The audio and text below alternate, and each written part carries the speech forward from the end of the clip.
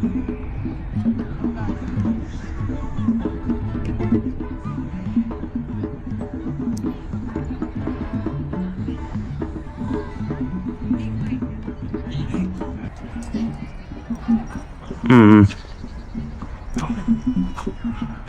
see. Where should we go? Right here. Hi! How's it going? You like my outfit? Are you gonna ask him else? What are you doing here?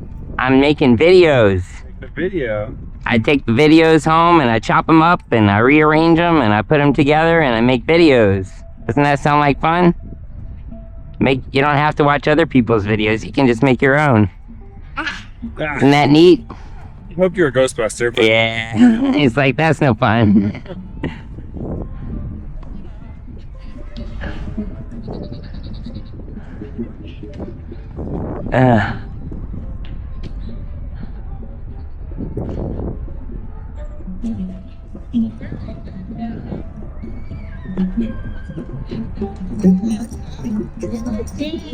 There's a little spot of sun here.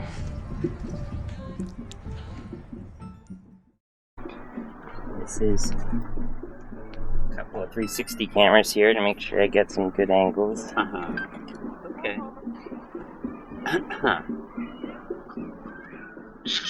Recording.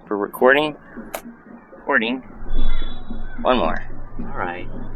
Let me get this one going too, just to be sure. Okay. Record.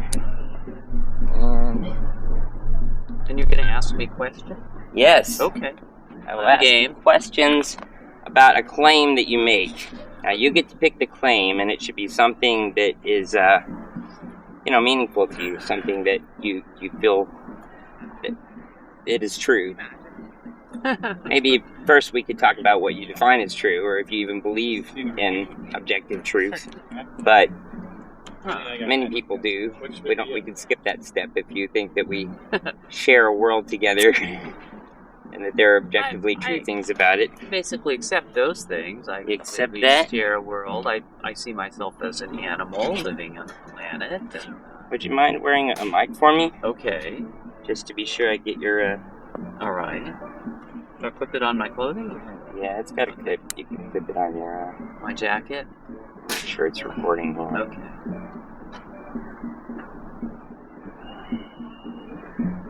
Is this the receiver? Oh, it is the receiver, I think. Yep, there's the microphone right there. See, I'm new to all this equipment. I've only been doing this since July, and I've only been out a few times. Oh. Is it recording? Yeah. I go out a lot with my little wagon here. I load up all my stuff for growing. And, okay, that's recording. You can put it on your jacket or your sweater or anything like that. I'll go ahead and wear one too, just to be sure.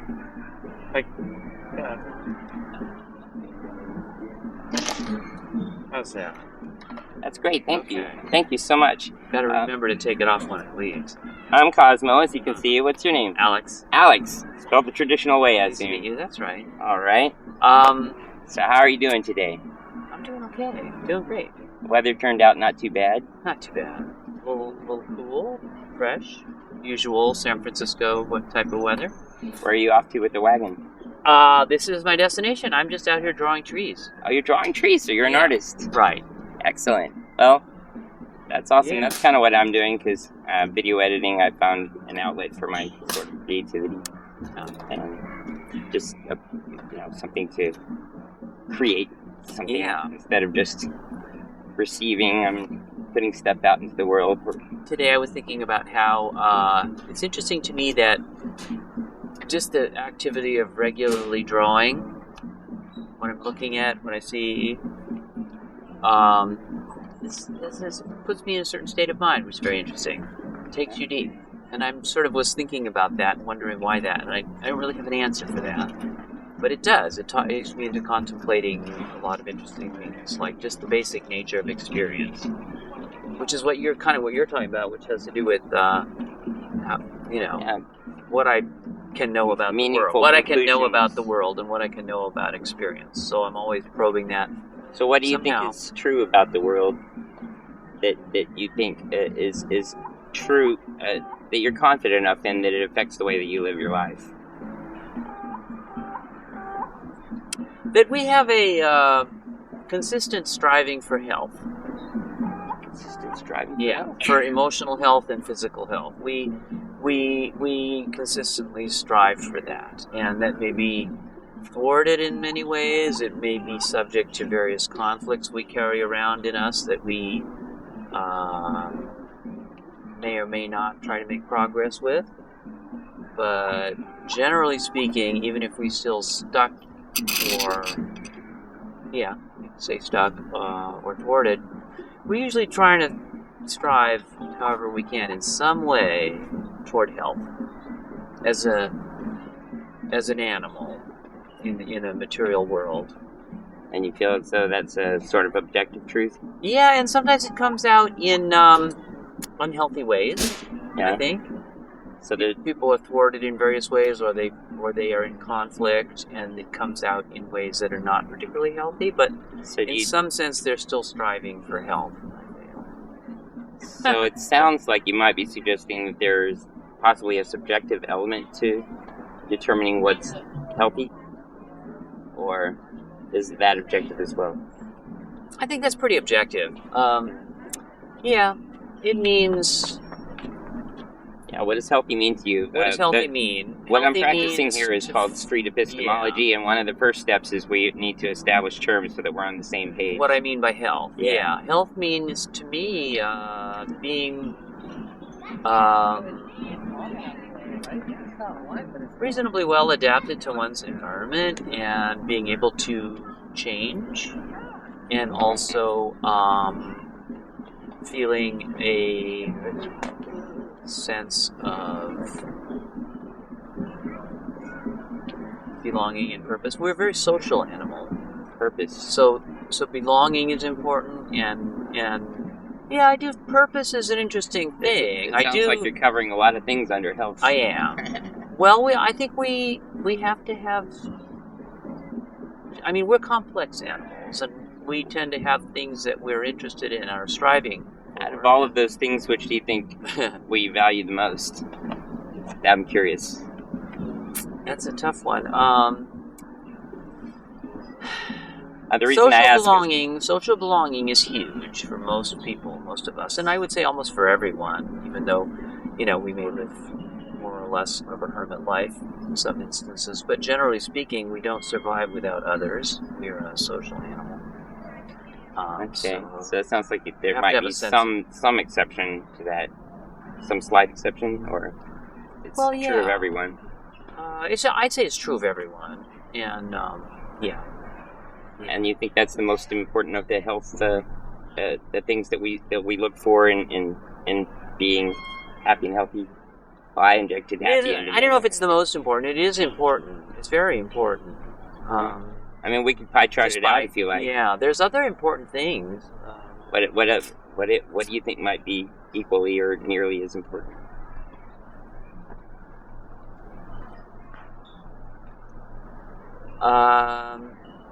Contending with fear. Fear of deprivation, fear of death, fear of violence and others and so on. And it's always a factor, and we're always contending with those fears in various ways. So I'm hearing adaptability. More or less successfully. Adaptability, social cohesion, well-adjusted. Yeah. Not as exciting. Is this what you wanted to ask me about? No, I'm trying to find a claim, a truth claim about the world that we can explore. It's got to be something that's meaningful to you, in the way that it shapes sort of the way that you act in the world. So, which of those things is most important to you that affects the way that you live? Do you seek the social, or do you seek the physical? Paying health, attention or to adaptability or purpose. What's very important for me is from moment to moment and day to day to pay a close attention to how I am expressing that striving for health, and if I'm feeling it, or if I'm stuck in some way, and negotiating my own process of deciding and of what to do at any given moment. I think that's what art for I mean, I do a lot of art, and that's one of the things that attracts me most about it is that basic question of what to do at a given moment, and to try and listen carefully to that inner voice. You know, intuition is not a mystical or mysterious thing. Intuition, I think, is just the integration of a lot of complex data. We sort of come to conclusions at various times.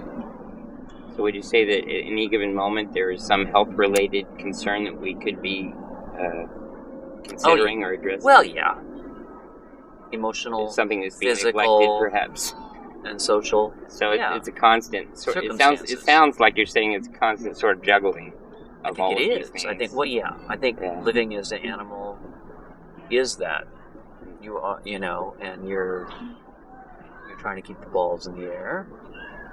You're functioning in real time.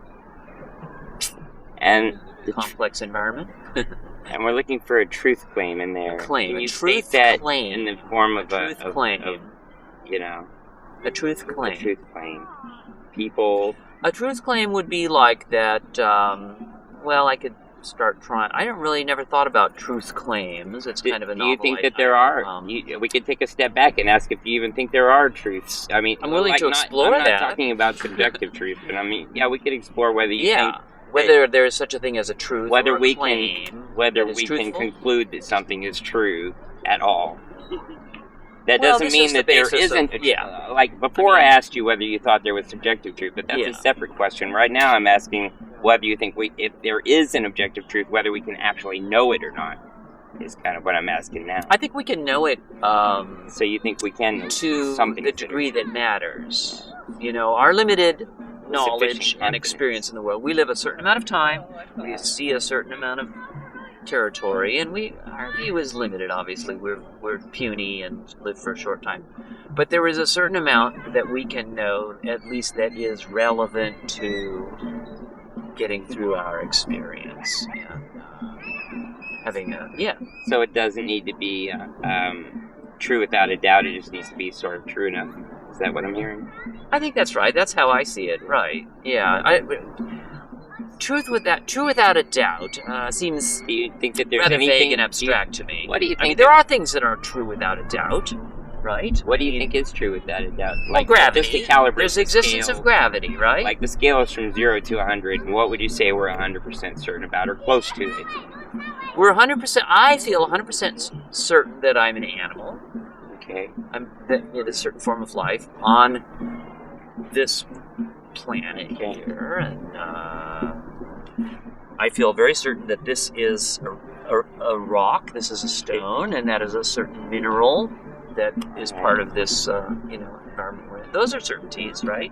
I'm certain that this is a piece of 100% wood. 100% certain, or just like I'm 99.9999? I would say the second of the two. This could be a cleverly... Could be a clever illusion, right? Clever illusion. Right. It could be plastic. But I'm pretty confident. I have a high degree of confidence that this is a piece of wood with paint on it. So that kind of thing, yes, I can say. So it sounds like there are some things that you're more confident about than other things, and that you sort of... Well, that's true. There's a lot I don't know. Proportion your confidence to what do you proportion it to? To what I need to know. To what you need to know. Yeah. So basically... I need to know that when I put my foot down, that there's going to be something there and it's going to support me. I need to know that to take one step and move, right? So would you say... So to the degree that I need to know that, I'm confident in it, and I'm going to take another step. So that's need to know, but it's a pretty high level of confidence.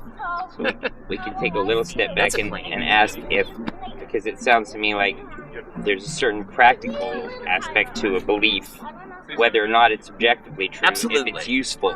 Absolutely. And so now I would ask you... I would ask you where you value truth as opposed to what's the word I'm looking for? Utility.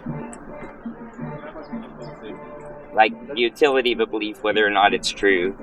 If it helps you to be healthy, like you mentioned before, and survive, even if it's Utility's false. number one. Utility's Has number to one. serve utility. Even over truth. So I'm not really interested that much in abstract ideas about truth. I don't think much about them, really, probably. how many of your conclusions would you find it acceptable to be false then? It's because it sounds to be false. To be 'cause false it to sounds those like you're okay conclusions. with some of them being false. I if guess if they have I'm trying utility. to think I've had those Like, experiences. how many would yeah. what percentage would you say is okay as long as they're like, would it be okay if all of them were untrue as long as they gave you utility? Like, does truth have zero value, or what kind of value does it have? Oh gosh. These are the kind of questions that I like to ask. Epistemology is like the study of knowledge and what is true, and I don't really how we have determine much it. value for abstract truth Really? beyond utility. Interesting. I guess I would have. I mean, I haven't really thought about this before that much, but right now that's how I feel. When you phrase it that way, that's what I think. So at this point, I would be inspired to do sort of what we call the outsider test. Like, not you, but would that person over there be justified in completely false beliefs moving through the world that you share with them?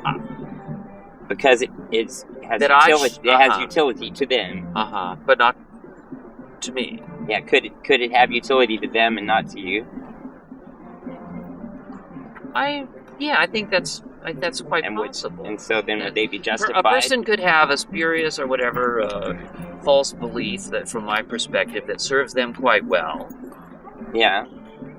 I see that all the time. Can you think of an example? I would like to, I mean, I would pop into my mind maybe something like karma or something like that, or I don't know, just like. Well, I don't believe in God, so there may be a person out there that believes in God. Okay, religion. And maybe that belief serves them and makes them feel better somehow. Right. And makes them deal with their fear. With their health that you were mentioning before. And it's kind of irrelevant to me. Other aspects of their health. Yeah. Like their well-adjustedness and their social cohesion. Maybe, like I said, maybe it helps them contend with their fear. And their fear, that too. You mentioned that as well. Or maybe helps them in some other way that I don't know. But it isn't really my concern to the extent that they are not harming me. To the extent that they're not harming you, right. Yeah. But people have all sorts of beliefs, conclusions that they've made, and before you were stating that you felt like people can believe what has utility to them, whether or not it's true. But it sounds to me now like you're saying there's a limitation to that. They can believe whatever has utility to them as long as it doesn't harm me. They can still believe it. Yeah, but it's my duty to try to prevent them from harming me. Okay. I can't really make a statement or concern myself with what they may or may not believe. I wouldn't want to say they don't have the right to believe it. I agree with you there. Yeah. But, would you want them to know the truth about it? Sometimes I feel that impulse, like I want to guide them to knowing the truth as I see it, but I try to stay away from that, actually. I mean, it's sort of like I say, it's an impulse or the desire that occurs, but that's really not very useful to me, and it's usually not very fruitful. I try to steer myself away from that, really. I'm like, let them be. I have also found it not to be very fruitful, which is why I'm doing this, why I got into this. This is supposed to be a neutral, non-argumentative way to talk to people about their beliefs. So they don't feel attacked. That's a good idea. So I just ask them what they believe, and I don't make any prejudgment on it. I do like Socrates and don't assume that I know the answer going into it. I enjoy having discussions with people that I don't necessarily agree with. And I try to just ask questions. That's the best basically. way, I think. And I find a lot of the time that they don't want to continue with it. If they find that we disagree or they perceive that we disagree, they often want to end the discussion or they feel attacked in some way if I want to continue the discussion. Somehow they reach the end of either their patience or their knowledge. And if I want to continue the discussion, they feel they want to either discontinue it or they feel actually attacked. And I'm like, well, I'm not interested in attacking. I'm just interested in having a discussion. I think there's a difference, I think from what I've observed in these conversations that people have with street epistemology is that people, they don't necessarily change overnight on any position, but you can. In other words, you might be trying to make them go too far too fast, and if you would just leave them with a little pebble in their shoe, something to think about. So that the next time you talked about it, they would have like a question for you. I try to be very gentle and patient. Maybe one question. When I realize I'm talking to someone who I have a one thought-provoking question, and then don't press any further. And just leave it at that. Yeah, that'd be kind of my strategy on that, I think, because I do feel like if you start peppering people with questions, it does turn into more of an attack rather than listening, Well, I'm always trying to make sure I'm listening. Yeah. But I think it is good to take it real slow. I agree with you about that. That is probably a good strategy. Can you remind me now what epistemology is? Does that mean how we know what we know? I should have made that clear. Yes, epistemology is the study of knowledge. The study of knowledge, okay. It comes from the Greek word episteme, which means knowledge. Oh, okay. And ology, obviously. Yeah. Study of. And thank you. What supports our conclusions? The study of knowledge. How do we know what is true? How do we know what justify the claims of truth? So, yeah, you made a claim. I'm sorry, go ahead. And when you say true, what do you mean true? That's part of the questioning. I ask people, because a lot of people believe in subjective truth, and I don't want to, I'm not here to try to convince them that they're wrong. I'm trying here to understand their position. And so they don't believe in objective truth, So one of the first steps is always to figure out what true means to people, And then, we ask for a confidence, gauge their confidence on a claim. Yeah. And so you said you were 99 point. Well, that wasn't the original claim. Your original claim had to do with health, but now that you have sort of an idea about, maybe a better idea about what I'm doing, do you have any sort of claim that you would like to explore, whether it's true or not? And we could do health if you like. Well, I mean, I would extend that and say that I don't really accept the concept of good and bad. Okay. Or good and evil. This means nothing to me. I've heard. I only see things in terms of health or the lack of it. That's interesting. I've heard a lot of people say something similar recently. Could you elaborate? Well, a lot of times what we perceive as bad are really, from my way of looking at it, these symptoms of lack of health in some manner. Oh. Lack of emotional health. Okay.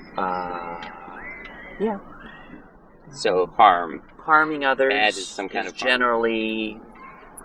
Yeah. That's what I'm hearing.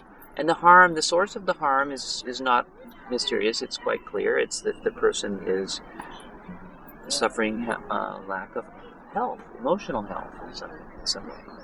So they are, they're either thoughtless, careless, or they're sadistic. In any way, either of those things means that they are somehow not attentive to their own emotional health, and that they're not working successfully with maintaining their emotional health. They're acting out in an unhealthy way involving others. They may be hurting themselves as well, but this is a matter of health and the lack of it. It sounds like you're saying harm breeds harm. Is that what I'm hearing? Quite frequently it does. Yeah. If it's not processed effectively, that's usually what happens. Okay. And we're all involved in these long chains of harm that are, propagated over generations. That sounds like a claim that would affect your behavior. Do you feel as though it does? Well, and it's meaningful. Hopefully, in a way that would try to make me look at what those is that why cycles that I'm involved in, and try to take a look at them and change my perspective a little bit. Try to strive for health, as I said, striving for health. I was going to circle back to what you were saying earlier. How can I heal myself? How can I strive for health? Yeah. Constantly exploring your own health is a way to ensure that you're not harming others. Is that the? What's the main way? It's the main way. Is that what you're saying? Yeah. Sure. Well, it might not be the only way. It may not be the only way, but it's a major way you can. I could put in place some kind of impediment or block that would externally prevent me from doing harm. but that wouldn't be really getting at the root of it. Let's see. That's kind of symptomatic relief, but harm reduction. It reminds me of the instruction on the plane to put your own oxygen mask on first, so you can help others. So that you can be conscious enough to help others. Yeah. That's right. Yeah. So, seeing to your own health is important to reduce the possibility that you will harm others. Yes, I think so. That's a claim that you I think make it's that's very important. high priority in life. I do. And it's really a big deal. How confident are you in that claim? On a scale of 0 to 100. That claim is relevant That and it's true. and important and true? That it's true. That it's true. Well, the claim being that... You're making a sort of normative claim. Usually we do like truth claims, but usually at the heart of a normative claim or an ought claim, there is a truth at the heart of it. And it sounds to me like... So the truth at the heart of that is that its lack of health can lead us to harm others. That's what I was going to say. What you were saying earlier about how the lack of health can. I think it's quite clear. I can state that pretty confidently. All right. So how confident? In the 90s. Very, very confident. Very confident. Yeah. Right. Okay. And what we can harm others purely by accident. Yeah. There are other ways to harm others. There's other ways that are not based on that type of problem, but I'm rather confident. How have you concluded that this is true? What methods have you used to come to this? What path did you walk down? By examining my own actions and motivations and fantasies and conflicts, and also observing others. I'm also reminded of the quote, "Physician, heal thyself." Physician, heal thyself. Right. Well, that's an interesting. That's relevant. That makes sense. Yeah, that you would think of that at this moment. Yeah. My brain works funny. I think that's a good integration. So you have concluded that this is true about the world by observing yourself. Is that what I'm hearing? It's true because it's true in the context of the way that you relate to the world. So you extrapolate that to it's probably doing that for other people too. Well, yeah. I mean, it's most relevant to other people. I don't know how much it's relevant to Blue Jays. Right. We are human beings. We are people, and so it must first be relevant to the world of people. That's what counts the most, I would say, for us. And it's important to you because it would reduce the amount of harm in the world. Yeah, and because when I harm others, it's also harming myself. So there's also a strictly self-oriented. It's in your self-interest motivation there. Yeah, definitely. So it sounds like it's a win-win because you're seeing to your own health to not harm others, and in not harming others, you're also helping yourself. So in both ways, you're sort of helping yourself and others. So it's a win-win-win, right? I guess. I hope so. I think so. Win. Or a hat trick, I guess you would call it. Like a moral hat trick. It's one of the best things we can be engaged in. And like I said, I think even if you're not actively engaged in that, we're always striving for help in some way. I mean, it comes out in strange ways when people don't take hold of it and think it through, and if they're thwarted, conflicted, paralyzed, stuck, it can come out in ways that are not so healthy, and they don't think, but it's trying to assert itself, that striving for help, This is a really great conversation. I think it could help a lot of people, so I appreciate you talking to me about this subject. Well, I hope it will be helpful to somebody. That's, it's been helpful to me just to talk about it and think it through. Only a couple of steps left. We're supposed to examine the reliability of the methods. And then after that, we're supposed to review your confidence. Okay, so what methods did I discuss? I don't think, you said self-observation. And what makes that a reliable way to be very confident about something that's true in the world?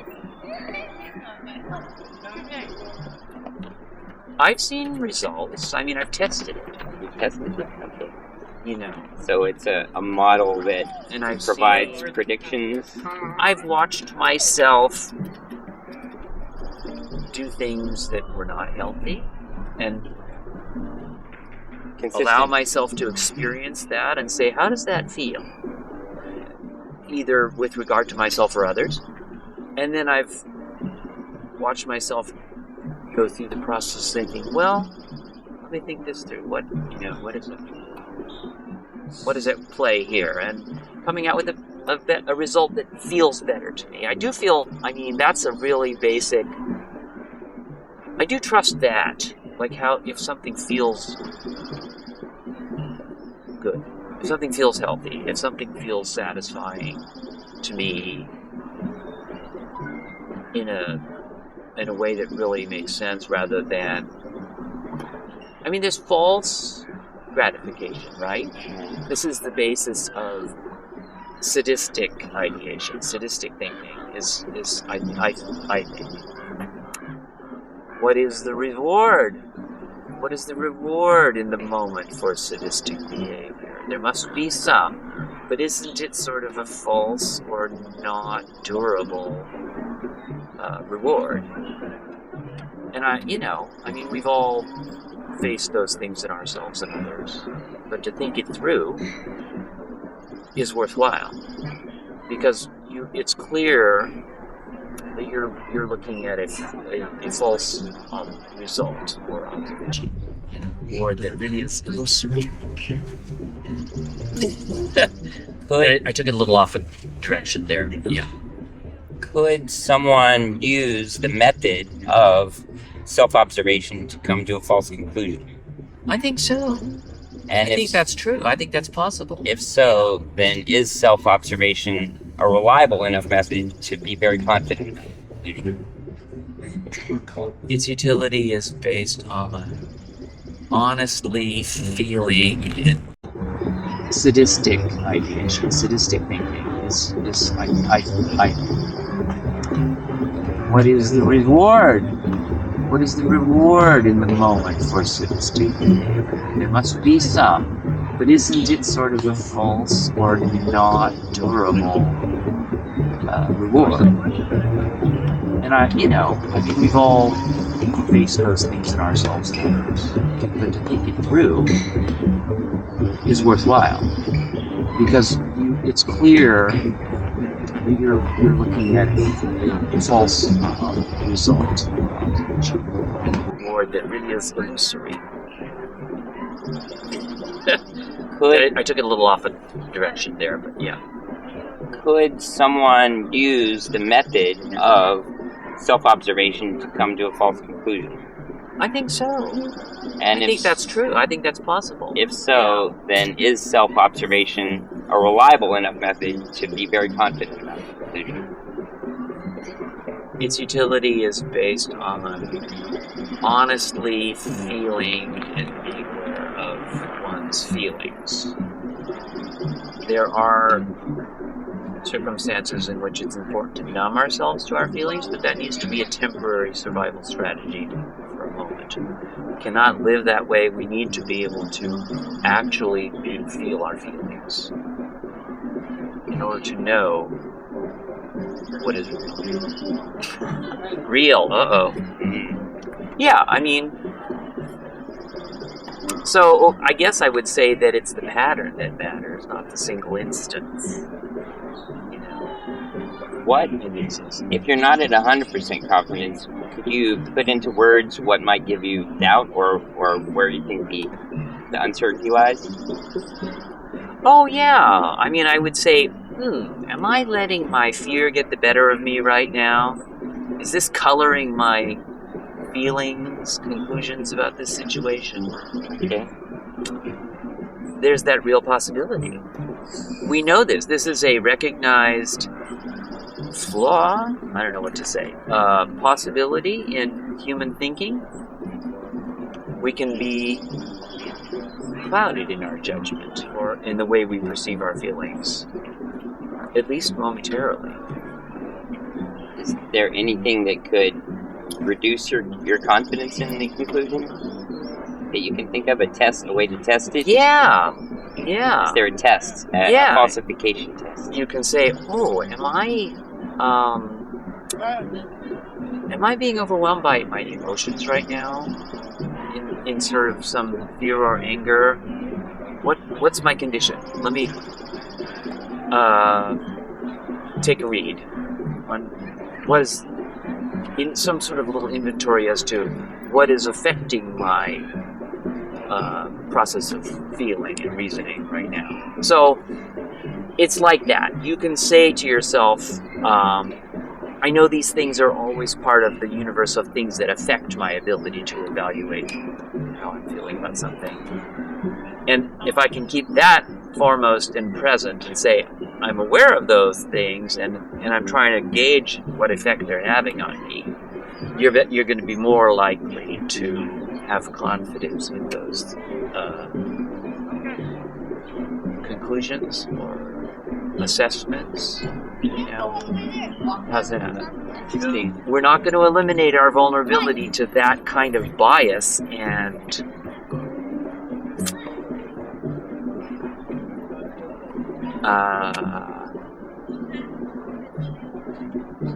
error that could be introduced.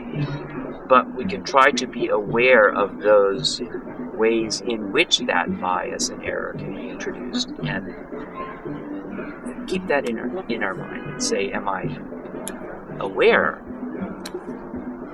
of these biases I may be bringing to this situation? Is there anything that could increase your confidence in the conclusion? Like I said, trying to keep those in your awareness and say, how much am I being affected by these things right now? And is that... So just continually test it. Yeah. Basically. Yeah. Right. Am I distorting it? Am I seeing it clearly? Is my fear distorting this? Am I in the grip of anger right now, and that may be distorting how I'm experiencing this or feeling it? You know, fear and anger. We're all subject to those things. They're always going to be there. So you said that the method of self-observation can possibly lead people to false conclusions. Yeah, I don't think we're ever going to have 100% absolute certainty. Yet you're confident about this particular conclusion using that method. Well, you have to go on and live in real time, so you're going to make a compromise. You're not going to hold out for 100% absolute certainty. Otherwise, you're not going to stand up and you're not going to get off the bench and stand up and take a step because you don't know if your foot is going to be supported by the earth. Sinkhole. Right. So it sounds like we're circling back around. I'm an animal. Yeah. We have to get through our life and carry on. We have to do whatever it is we have to do. We can't... I mean, there is a case to be made, I guess, for infinite, ultimate, total contemplation to reach 100% certainty, but I think you'd starve to death. I think you would die of exposure and pee your pants and starve to death. And that's not really healthy. It's a balance. It's a cost-benefit analysis. It's compromise with ultimate. This is whatever that might sort be, of truth, source so forth. of your prioritizing utility over truth. Animals live in that situation. So we don't need to know what's true. We don't need that. We don't need that level of certainty. I guess that's what I'm saying. Right. We don't need that level of certainty. That level of certainty is so would you irrelevant. Would you claim then that confidence doesn't have any? I mean, I don't want to put words in your mouth. Does confidence have any place in epistemology, in conclusions? Confidence. Yeah. I guess. Yeah, sure. Because it sounded like there were some things that you were more confident about than others, like gravity, for instance. Yeah, I mean, it depends if you say confidence. As long as you're excluding total confidence, then that's fine. I'm fine with that. Okay. All right. You know, that's interesting. I'm confident when I put my foot down that the earth is going to be there and support my weight. That I'm not absolutely 100% fail-safe, certain of that ultimately, but good enough. I'm enough confident of that to take a step. And to go get a piece of bread to eat or something, I'm going to have to take a step. Or water to drink. You know, So it sort of sounds like sort of a similar reason why we would have to conclude that we're not in a dream or a simulation, that we basically just have to accept on a certain level what is presented to us just to survive. I don't know. Yeah, I mean, I don't want to misrepresent you. I suppose this could be a dream. Yeah. The same rules apply. Because I don't. Oh, he's got a horn, an air horn. The same rules apply. Because I mean, I have to get through the dream. Right. I have to still be myself in a dream, I guess. Things look very different in a dream. You know, things that improbable things. So it happen doesn't matter if it's a dream as long as there's a consistency to the utility that you can get out of certain. I'm probably still going to behave that way, behaviors, even in my dream life. Okay. I mean, the difference is that dreams are not persistent. Right. We wake up, generally speaking. I don't know. Maybe this is a really long very one. persistent dream. That's possible. I admit that possibility, but it doesn't concern me. If that's so, then I'm going with it. You know, I'm not gonna. I can't spend that much energy wondering that. You know, I have to go on and think with whatever go on else with my is on. dream life. Yeah, I have to go on with the dream life as Exactly. you know. Yeah, I have mean, to go to even my dream job. if this is a dream, I'm still going to have to drink some water out of my bottle. When it means I'm going to have to take some steps over there. Yeah. So as long as it's consistent, it doesn't matter whether it's true. That's what I'm hearing. Yeah, I guess so. It's true enough. And so that's where the utility comes in. It's because functionally utility true. comes from the consistency Consistency is a big deal. the results that you're getting. Consistency is a from big the deal. Conclusion. Yeah. Okay. I mean, that's how we evaluate a lot of things, right? Consistency. Consistency. This is a perfect epistemology talk. I thank you very much. And the last step, I don't think you're going to say anything different, but the last step for people is to ask if they have changed their confidence level from the initial level after reviewing the reliability of their methods. But it doesn't. It sounds like you're pretty confident still. I think it hasn't changed. It's been very interesting to explore it a little more carefully. It's not expected that you will change it, but it's just to ask whether you have or not. Well, let's see. I mean, my confidence level would either go up or down. You're saying the confidence in... I'm not trying to get you to raise it or lower what I think I know to truth. It's meant to be a way to get you to review your own methods to your own standards, not to my standards. Yeah. I feel I've learned something by this talk, though, by thinking it through a little more, like... Excellent! Thank you very much, Alex. I sure appreciate it. This has been an excellent talk, and I don't have any more questions for you. Do you have any for me? This is the final step is I ask if you have any questions for me, because I'm supposed to remain neutral throughout, so if you have any questions about any positions I might have, or any other non-related to epistemology questions. Well, I think about... what I talked about in terms of evaluating how my experience and feelings and trying to gauge their relevance and the level of distortion and so on. The funny thing is that sitting here drawing a picture of that tree and drawing things on a regular basis somehow takes me into that inner dialogue, reflection. I guess my question to you is, why is that the case? Why would the mere act of drawing, or is it so? Maybe that's why I'm attracted to drawing, because I'm already oriented in that way, or do you think the drawing is contributing to that process for me? What do you think? I don't mean to be the psychiatrist answer to you, but you're the one that draws and gets the benefit from I think both, actually. I think that I'm attracted to doing drawing because I'm already oriented towards contemplation. But there is something about the drawing that somehow takes me deeper into the contemplation. I don't know the answer to that, why it is, but it certainly does so. And maybe it could be anything. Maybe it could be walking.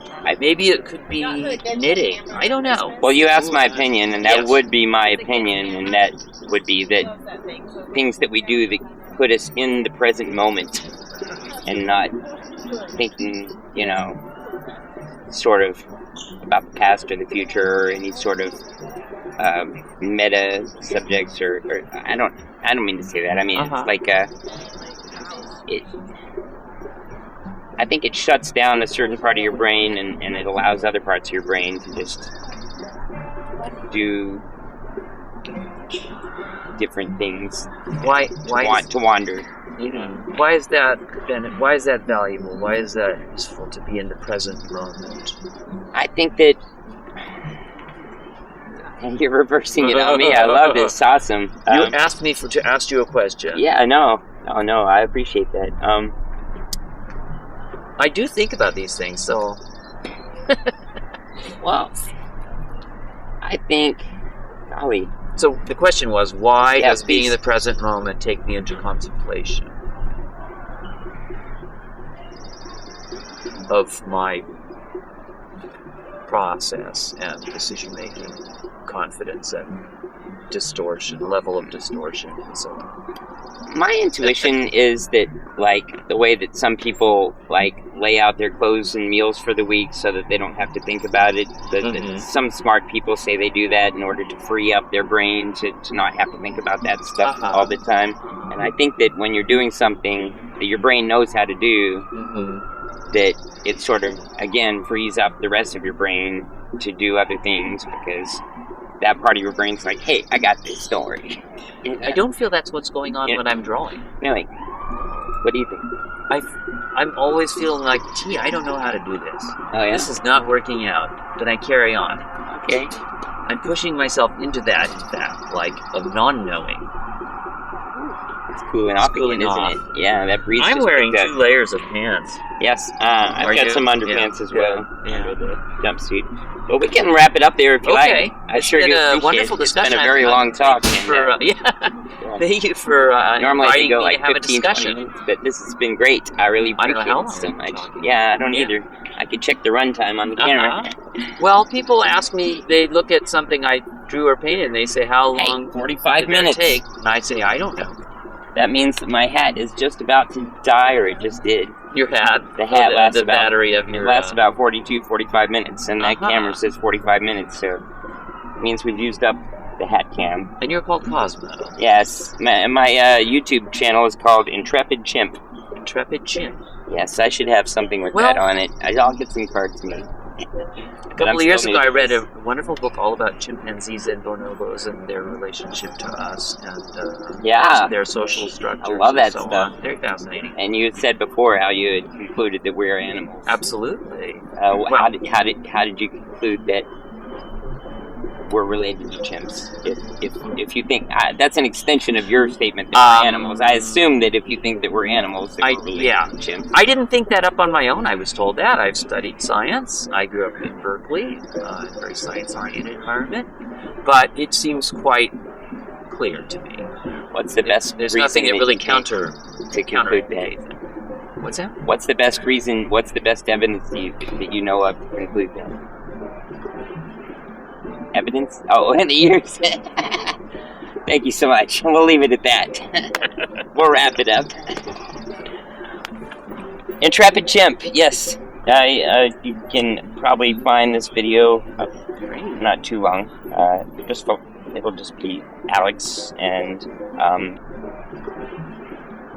that's my last name.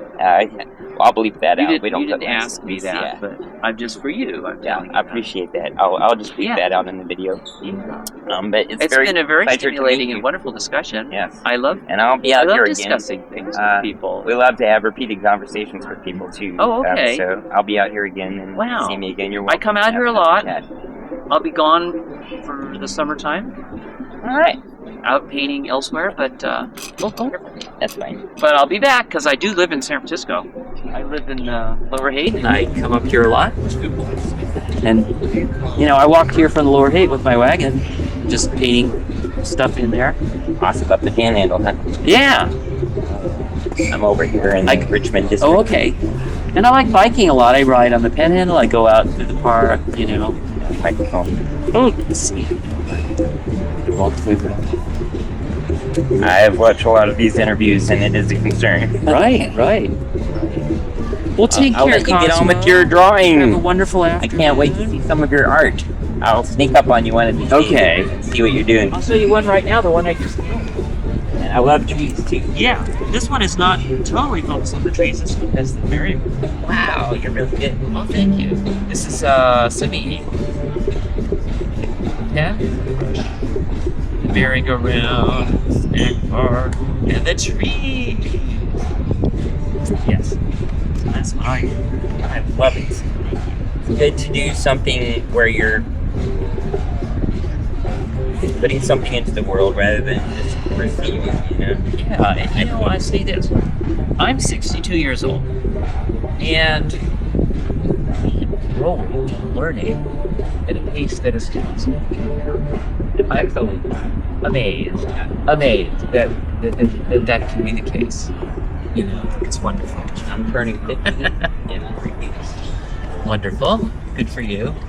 So I'll be officially an adult. Keep going. Yeah, right. Well, I don't know about that. Well, enjoy your drawing. I love your And I'll gizmos and all see that. you It's next time. These are all Insta360 cameras. It's amazing. And you're wearing blue and orange, which is complementary colors. Yes, my first outfit was orange, but then I did more research and I realized that they only wear orange when they're EVA. Or EVA. extravehicular activities. Oh. And also in the ocean. It's so they can find them. Visibility, Yes. yeah. So when they're not in the ocean or in outer space, they wear blue. Since like the 60s, like their original outfits were orange. That's why I was, but like they've switched to blue in like the 60s or 70s or something. I remember in when did the first landing on the universe? 69. That sounds right. I think that's watching correct. it on TV. Yes. At my mom's friend's house. We were at the swimming pool's backyard and he said, come inside, look at this. So we found it. Oh, it's getting chilly. And get in. Off. Get in and get warm. All right, carry I on. mean, that was great that you Thanks came along again. because I got a very short amount of sun here to get an interview and you came along at just the right time. Right. I'll see you next time. Okay, take care. Thanks, Alex.